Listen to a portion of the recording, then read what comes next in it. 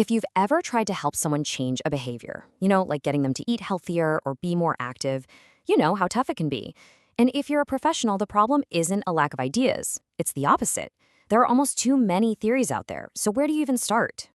And when I say too many, I mean it. Get this. One analysis found over 1,700 different building blocks or constructs scattered across 83 different health behavior theories. That's not a roadmap. That's a labyrinth. It's no wonder it's so hard for practitioners to figure out which path to take. So that's the big question, right? How do we cut through all that noise? How do we find a clear, practical map that actually leads to real, lasting change in the real world? We don't need another complicated theory. We need some clarity. To get us there, let's make this super practical. Let's talk about Alex. He's 10 years old, and honestly, he'd much rather be playing video games than running around outside. Our goal is to help him get more active. We're going to follow his journey to see how a solid framework can guide every single step. And this is where our map comes in, the I-Change model. The keyword here is integrated. It's not trying to reinvent the wheel. Instead, it cleverly pulls together proven ideas from a bunch of other theories into one clear, easy-to-follow framework. It's designed to take us all the way from I haven't even thought about it to this is just what I do now. So the model breaks this whole journey down into 3 main stages of motivation. You've got the pre-motivational phase, the motivational phase, and then the post-motivational phase. The really important thing to remember is that what a person needs from us is totally different depending on which phase they're in.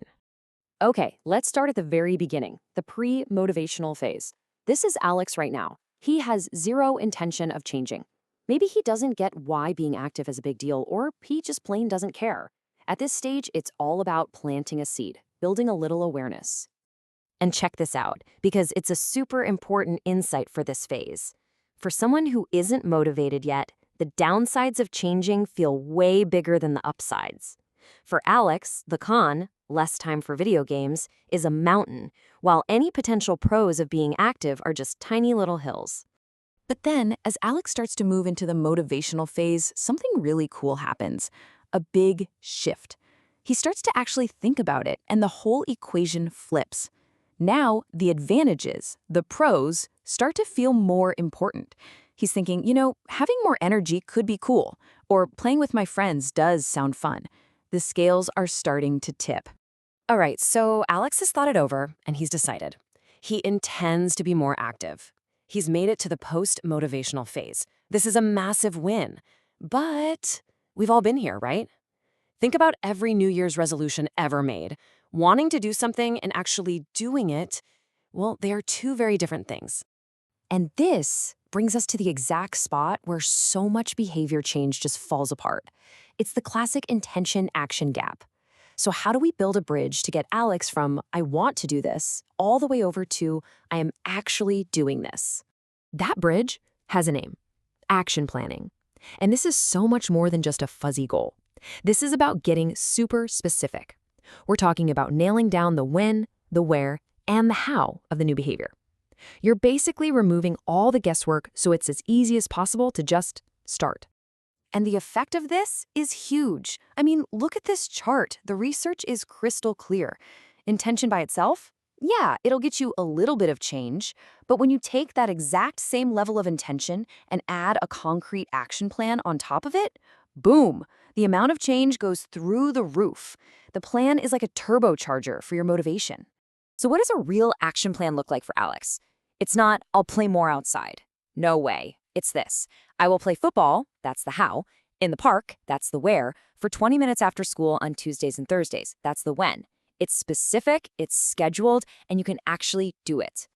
But here's the thing. Even the world's most perfect plan can fall flat if the world around Alex isn't set up to help him succeed.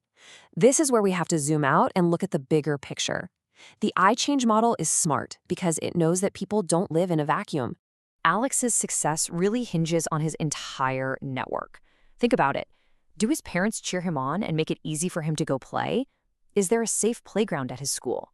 Are his friends also playing outside, making it the cool thing to do? All these outside factors are just as critical as his own internal drive. And this idea brings us right back to the heart of the model. The guy who created it, Vries, said it perfectly. Integration isn't just about mashing a bunch of theories together. It's about combining them in a smart way to create something better, something that has real added value for people like us trying to help people like Alex. So there you have it, a map for guiding health behavior change, taking us from awareness all the way to action and making sure we look at the whole picture. The question I want to leave you with is this. Now that you understand these phases and the incredible power of a simple action plan, where else could you use this map? In your studies, in your future career, maybe even in your own life?